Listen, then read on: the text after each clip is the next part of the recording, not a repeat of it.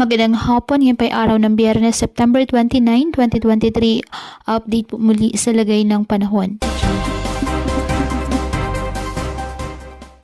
Trough o extension ng low pressure area ay nakakaapekto ngayon sa eastern section ng Visayas at Mindanao ayon sa Pag-asa. Southwest monsoon nakakaapekto pa rin sa western section ng Southern Luzon at Visayas.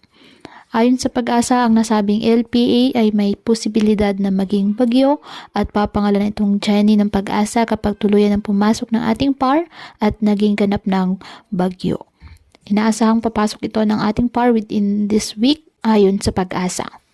Samantala, wala namang gale warning na nakataas ngayon sa anumang baybayin ng ating karagatan kung kaya malaya pong makapamalaot ang ating mga kababayang mangingisda at may maliliit na sasakyang pandagat.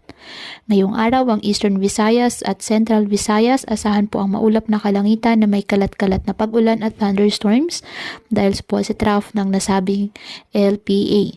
Ang Palawan, Zamboanga Peninsula at ang nalalabing bahagi ng Visayas, asahan din po ang maulap na kalangitan na may kalat-kalat na pag-ulan at thunderstorms dahil sa habagat.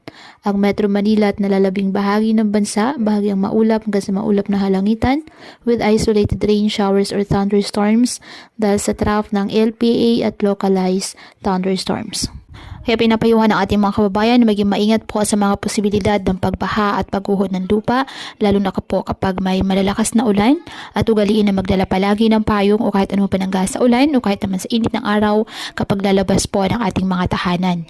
At yan po muna ang update sa lagay ng panahon ngayong araw. Muli patuloy po tayo na mag-ingat at palaging tandaan, God loves you. Stay safe and God bless.